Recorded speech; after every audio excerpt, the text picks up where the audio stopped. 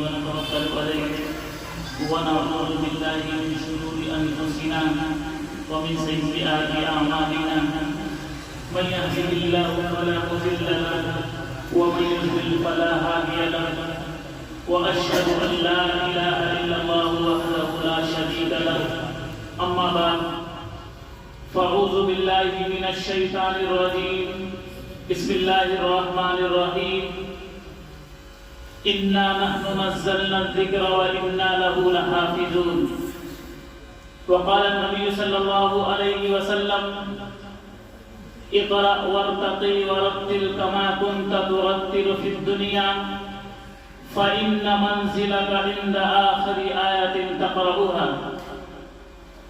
صدق الله العظيم. میرے محترم بزرگوں اور دوستوں،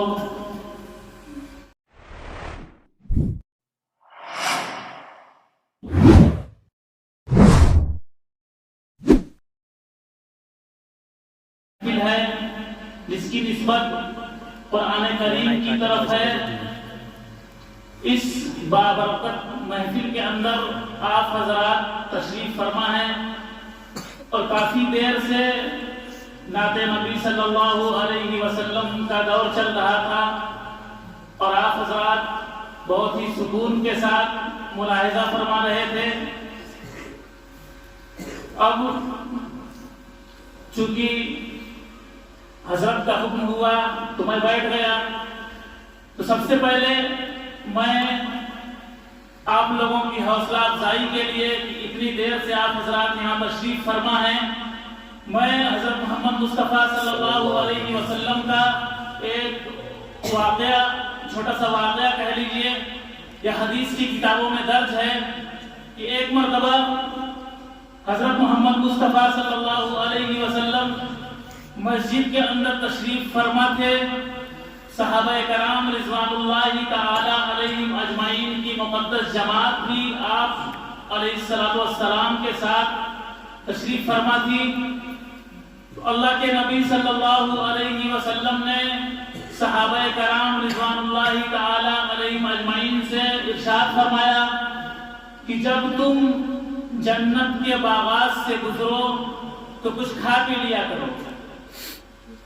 اذا مررتم بریاض الجنت فرقعوا، کہ جب تم جنت کے باغات سے گزرو تو کچھ کھا پی لیا کرو.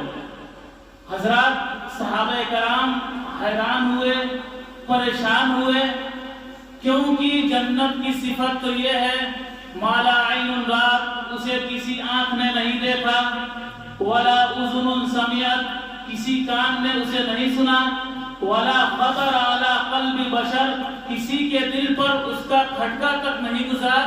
پھر آپ علیہ السلام کا یہ ارشاد فرمانا اذا مررتم بریاض الجنت فرقعوا، کہ جب تم جنت کے باغات سے گزرو تو کچھ کھا پی لیا کرو.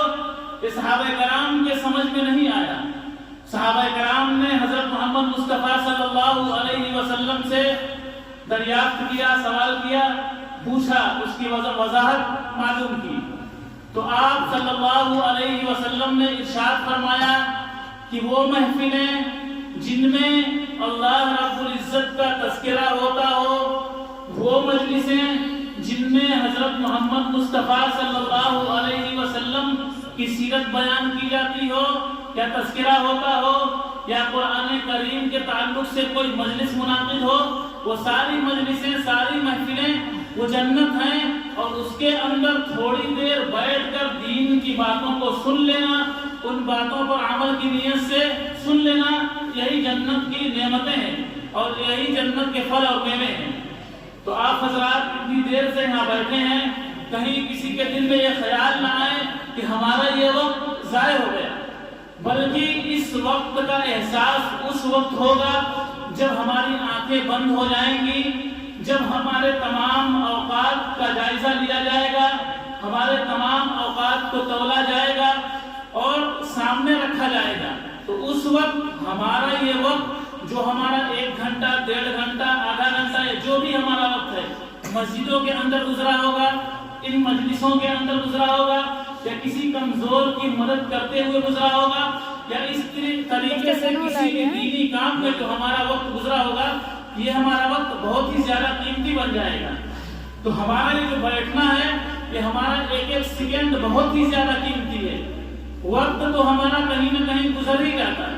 اگر ہم مسجد کے باہر ہوتے تب بھی ہمارا وقت گزر ہی جاتا، بلکہ ہمیں احساس تک نہیں ہوتا وقت گزر جاتا۔ لیکن ہمارا جو وقت یہاں لگے گا، یہاں گزرے گا، مسجد کے اندر نورانی ماحول میں، فرشتوں کے ماحول میں، تو یہ ہمارا وقت بہت ہی زیادہ قیمتی ہو جائے گا، جسے ہم بیان نہیں کر سکتے۔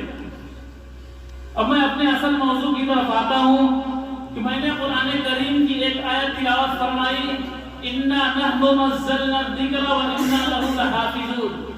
ہم اور آپ اکثر و بیشتر اس آیت کو سنتے ہیں اور جانتے ہیں کہ اللہ رب العزت نے اپنے مقدس کلام یعنی قرآن پاک کی ذمہ داری، اس کی حفاظت کی ذمہ داری اللہ رب العزت نے خود ہی لی ہے۔ قرآن کریم ایک ایسی نعمت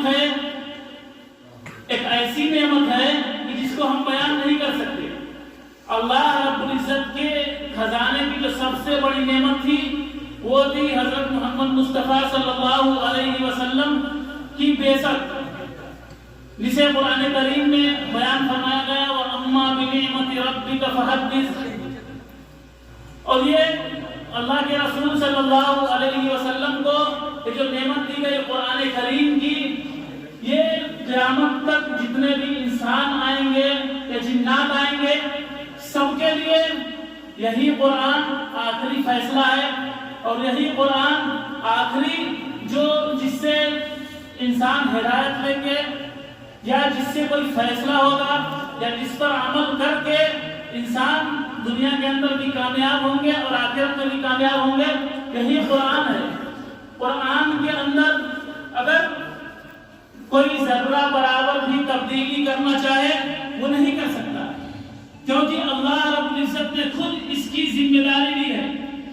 اس سے پہلے اگر ہم جائزہ لیں، اس سے پہلے جو امتیں آئی ہیں یا جو آسمانی کتابیں آئی ہیں، اگر ہم ان کا جائزہ لیں تو تمام جو بھی نسخے تھے یا آسمانی کتابیں تھیں، سب میں کچھ نہ کچھ رد و بدل ہوا، کہیں کچھ کا کچھ ہو گیا، لیکن آخر میں حضرت محمد مصطفیٰ صلی اللہ علیہ وسلم کو قرآن کریم کی جو نعمت دی گئی، اس کے اندر کوئی تبدیلی نہیں ہو سکتی۔ اگر کوئی اس کے معنی یا مفہوم کو بدلنا چاہے، مٹانا چاہے، تب بھی نہیں بدل سکتا۔ اگر کوئی اس کے الفاظ کو مٹانا چاہے، الفاظ کو بدلنا چاہے، تب بھی نہیں بدل سکتا۔ ہم تھوڑا سا پہلے جائزہ لیں اپنے ملک کا، جس وقت ہندوستان کے اندر مغلوں کی حکومت تھی، جب انگریز آنا شروع ہوئے، شروع کے دور میں، تو صرف دلی کے اندر 1000 مدرسے تھے، صرف دلی شہر کے اندر اور اطراف میں 1000 مدرسے تھے۔ لیکن جب انگریز ہندوستان پہ قابض ہو گئے تو انگریزوں نے یہ فیصلہ کیا کہ ہم ہندوستان سے اسلام کو مٹا دیں گے، قرآن کو مٹا دیں گے اور مدارس کو مٹا دیں گے، ان ساری چیزوں کو ختم کر دیں گے۔ انگریزوں نے یہ فیصلہ کیا، انہوں نے یہ فیصلہ کیا کہ اندلس کی تاریخ کو ہم ہندوستان کے اندر دہرائیں گے اور ہندوستان سے سارے مدارس کو بند کر دیں گے، ساری چیزوں کو ختم کر دیں گے، اسلام کو ختم کر دیں گے۔ تو آپ اندازہ لگائیں کہ صرف دلی شہر کے اندر 1000 مدرسے تھے، انگریزوں نے سارے مدرسوں کے اوپر بلڈوزر چلا دیا۔ بہت سارے مدرسوں کے شکل میں تھا اور بہت سارے مدرسے ایسے تھے کہ مسجد کے اندر تعلیم ہو رہی ہے، مدرسے چالو ہیں، سارے مدرسوں کے اوپر بلڈوزر چلا دیا گیا، مدرسے بند کر دیے گئے۔ کیوں؟ انہوں نے یہ فیصلہ کیا تھا کہ قرآن کو ختم کر دیں گے، اسلام کو مٹا دیں گے، ہندوستان سے مسلمانوں کا نام و نشان مٹا دیں گے۔ لیکن جب انہوں نے مدرسے ختم کر دیے، انہوں نے سوچا قرآن ختم ہو جائے گا، قرآن مٹ جائے گا۔ لیکن علماء کرام نے چھوٹے چھوٹے بچوں کو ان کے سامنے پیش کیا کہ جنہوں نے ایک ایک بیٹھک میں قرآن سنایا تھا. انہوں نے جواباً پیش کیا کہ تم مدرسے گرا سکتے ہو، مسجدیں گرا سکتے ہو، لیکن قرآن کو ختم نہیں کر سکتے.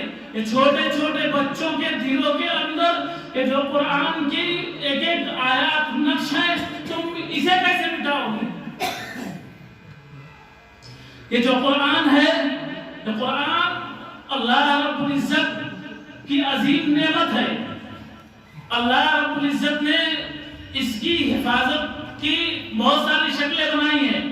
جیسے چھوٹے چھوٹے بچے ہوتے ہیں، انہیں معنی نہیں معلوم، الفاظ نہیں معلوم، لیکن صحیح طریقے سے وہ بات بھی نہیں کر سکتے، توتلی زبان میں بولتے ہیں، لیکن پتہ چلا 10 پارے کے حافظ ہیں، پورے قرآن کے حافظ ہیں، 20 پارے کے حافظ ہیں. یہ قرآن کا معجزہ ہے. اللہ رب العزت نے یہ نظام بنایا ہے کہ پوری دنیا اگر مل کر بھی قرآن کی صرف ایک آیت یا ایک سورت، ایک لفظ بھی بدلنا چاہے نہیں بدل سکتی. فَأْتُوا بِسُورَةٍ مِّن مِّثْلِهِ اللہ رب العزت نے اعلان فرما دیا.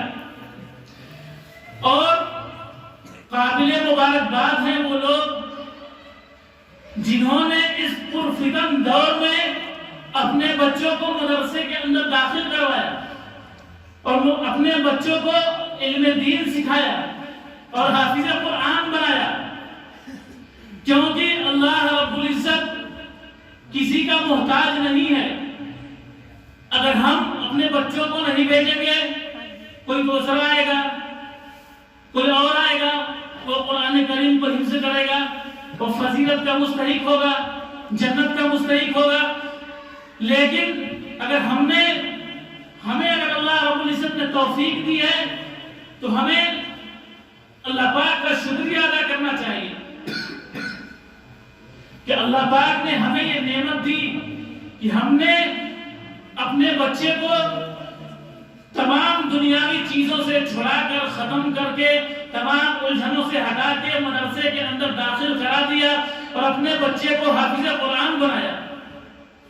یقین جانیے جس وقت پوری دنیا کے اندر رات کی تاریکی میں پوری دنیا کے اندر گانے بجانے چل رہے ہوتے ہیں، لوگ شراب میں مست ہوتے ہیں، شراب، کباب، عیاشی، فحاشی، تمام چیزوں کا دور چل رہا ہوتا ہے اور اللہ پاک کی ناراضگی ہوتی ہے.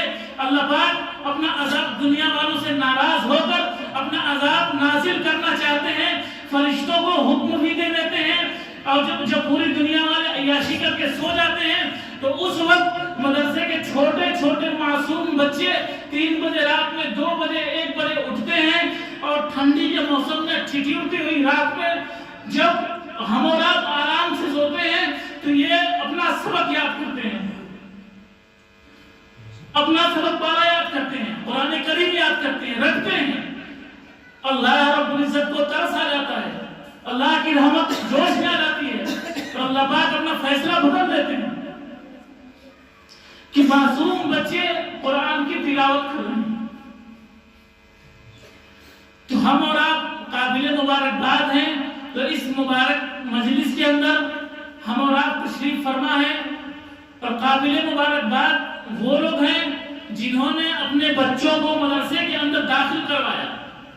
بلکہ میں تو یہاں تک کہوں کہ اگر مدارس کی اہمیت اگر لوگوں کو معلوم ہو جائے، اس کی فضیلت لوگوں کو معلوم ہو جائے تو لوگ گھسکتے ہوئے مدارس کے دروازے پر آئیں گے اور فریاد کریں گے کہ ہمارے بچے کا ایڈمیشن لے لیجئے، ہمارے بچے کا داخلہ کرا دیجئے. لیکن لوگوں کو قرآن کی اہمیت نہیں پتہ ہے، قرآن کی فضیلت نہیں معلوم ہے، مدارس کی اہمیت نہیں معلوم ہے. آج اس پرفتن دور میں دین کی جو بھی تھوڑی بہت رمق باقی ہے تو انہی مدارس کی دین ہے، انہی مدارس کی دین ہے. لوگ لاکھوں چلاتے ہوں کہ ماڈرن ایجوکیشن کے چکر میں کہ لوگ انٹرنیٹ کے ذریعے یا فلاں کا بیان سن کے لوگ علم دین حاصل کر لیتے ہیں، مسائل معلوم کر لیتے ہیں، لیکن بس ہوا ہی ہے. اصل جو دین باقی ہے، دین کی رونق باقی ہے. اس پرفتن دور میں بھی جہاں اچھے ملکوں میں اچھی جگہوں پہ اگر آپ جائزہ لیں تو اسلامی شناخت بٹ رہی ہے، لیکن الحمدللہ آج بھی اپنے ہندوستان کے اندر جو اصل صحیح اسلامی شناخت باقی ہے انہی مدارس کی وجہ سے۔ تو ہمیں اور آپ کو ان مدارس کی اہمیت کو سمجھنے کی ضرورت ہے، ورنہ کسے پڑا ہے کہ رمضان میں غیر رمضان میں اچھے مولوی ہوتے ہیں، عالم ہوتے ہیں، جاتے ہیں چندہ کرنے۔ آخر کیوں جاتے ہیں؟ وہ بھی تو کوئی کام کر سکتے ہیں، کہیں جا کے مزدوری کر سکتے ہیں، بزنس کر سکتے ہیں، اس سے زیادہ پیسہ کمائیں گے، لیکن جاتے ہیں، لوگوں کی تانے بھی سنتے ہیں، کہیں گالیاں بھی سنتے ہیں، مشقتیں برداشت کرتے ہیں، گھر چھوڑ کے جاتے ہیں، سفر کی صعوبتیں برداشت کرتے ہیں، اور ایک روپیہ عوام میں گھوم کر چندہ اکٹھا کرتے ہیں۔ کس کے لیے؟ اسی دین کو بچانے کے لیے، اسی قرآن کی حفاظت کے لیے۔ تو ہمیں اور آپ کو مدارس کی، علماء کرام کی، حفاظ کرام کی اہمیت کو سمجھنے کی ضرورت ہے کہ اس پرفتن دور میں قرآن کی حفاظت کون کر رہے ہیں؟ انہی مدارس والے۔ اگر کوئی قرآن کی آیت بدلنے آ جائیں، فوراً چھوٹے بچے کھڑے ہو جائیں گے اور بتا دیں گے کہ یہ فلاں زیر کی غلطی ہے، فلاں زبر کی غلطی ہے۔ تو ان مدارس کا بہت اہم کردار ہے۔ چونکہ وقت زیادہ نہیں ہے، ورنہ میں بتاتا کہ اندلس کے اندر کیا ہوا تھا۔ اندلس میں مسلمانوں کی شاندار تاریخ ہے، ہم اور آپ مطالعہ کریں تو معلوم ہوگا۔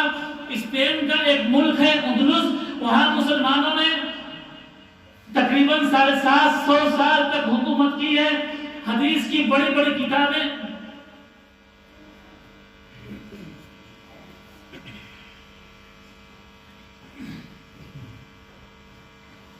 حدیث کی بڑی کتابیں وہاں لکھی گئی۔